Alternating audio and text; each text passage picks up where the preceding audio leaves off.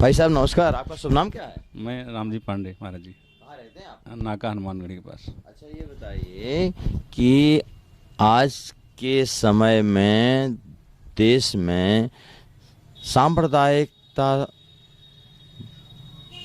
में अहिंसा का रूप ना आए, सांप्रदायिक हिंसा ना भड़के, सांप्रदायिक सौहार्द बना रहे, देश में भाईचारा बढ़े, इसके लिए आप क्या संदेश देना चाहेंगे देशवासियों को?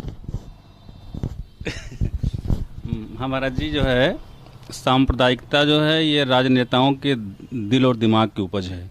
अगर निष्ठा से, ईमानदारी से प्रजातंत्र के जो मानक मूल्य है उसके हिसाब से अगर निर्वाह किया जाएगा तो आपसी भाईचारा बढ़ेगा। और हमारे यहाँ ऋषियों मुनियों की परिकल्पना रही है आपस में मिलजुल कर रहने की जो एक व्यवस्था की गई है, तो उसके हिसाब से अगर उस पथ पर चला जाएगा तो सांप्रदायिक सद्भाव बढ़ेगा।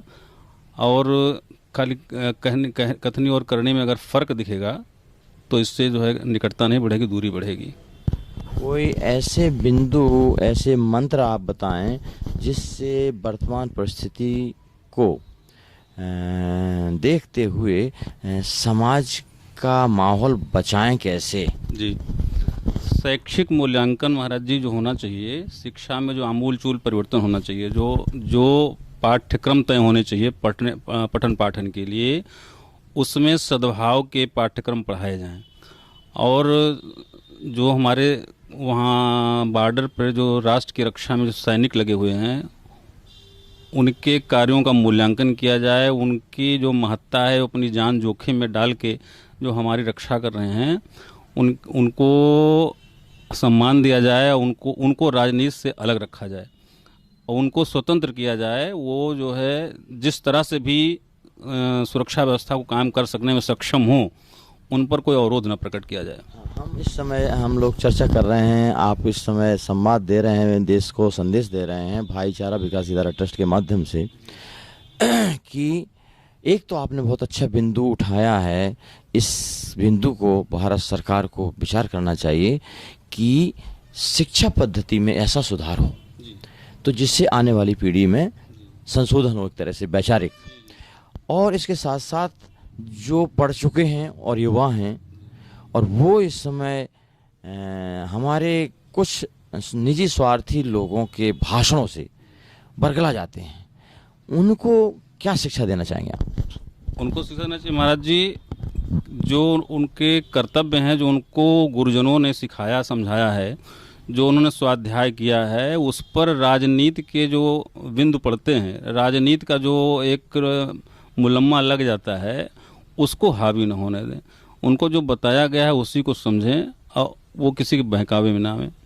राष्ट्र का जो हित है वो सर्वोपरि है। राष्ट्र से बड़ा कोई नहीं है, राष्ट्र से बड़ा व्यक्ति नहीं है। पहले राष्ट्र रहेगा तब धर्म रहेगा, धर्म रहेगा तभी व्यक्ति रहेगा। सर्वोपरि राष्ट्र है। राष्ट्र के लिए जो भी कुछ त्याग तपस्या करना हो उस आदमी को करना चाहिए। आपने बहुत अच्छा कहा। अभी एक आखिरी प्रश्न आपसे और करेंगे हम कि ठीक आपके बगल में दूसरी कौम के व्यक्ति रहते हैं, उनका एक्सीडेंट होता है तो आप सगे भाई जैसे उनका सहयोग करते हैं। आपका एक्सीडेंट होता है तो आपके लिए भी वो तैयार रहते हैं। लेकिन समाज में जब ऐसे चाहे वो धर्मगुरु कहलाते हों, चाहे वो राजनेता कहलाते हों, कुछ ऐसे तत्व हैं प्रदूषित, वो ऐसा अमृत में जहर घोल देते हैं, तो समाज को कैसे बचना चाहिए उनके भाषणों से? ये कुछ इस पर आप विचार करें। महाराज जी, अतीत में देखा जाए, हमारे परमात्मा को देखा जाए, भगवान राम को देखा जाए, त्रेता में देखा जाए, तो क्या उसमें कोई जातिवाद, कोई धर्मवाद था? उस समय तो मानव मात्र की बात हो रही थी। वर्तमान में भी उसी संदर्भ की आवश्यकता है। पहले आपस में मिलजुल कर रहने की जो प्रक्रिया चल रही थी, बीच में छोटे छोटे छुट भैया राजनेता, छोटे छोटे जो ये समाज को तोड़ने वाले जो घटक पैदा हो गए, इन्होंने गड़बड़ किया।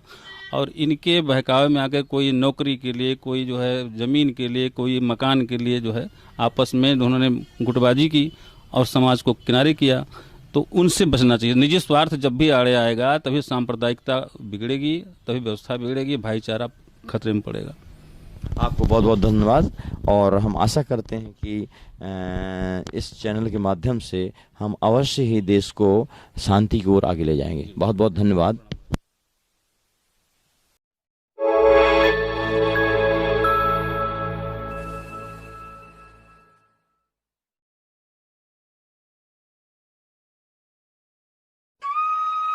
आश्वस्त संत सेवा ट्रस्ट उत्तर प्रदेश के अयोध्या शहर में 25 वर्षों से असहाय और बेघर मनुष्यों की सेवा में समर्पित यह ट्रस्ट निराश्रित गरीबों और यहाँ तक कि भिखारियों के उपचार, खाने व रहने का उपाय करती है।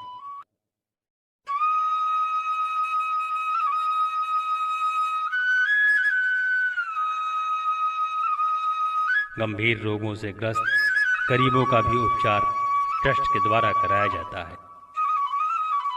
अब तक लाखों लोग ट्रस्ट से उपचार के बाद स्वस्थ जीवन जी रहे हैं।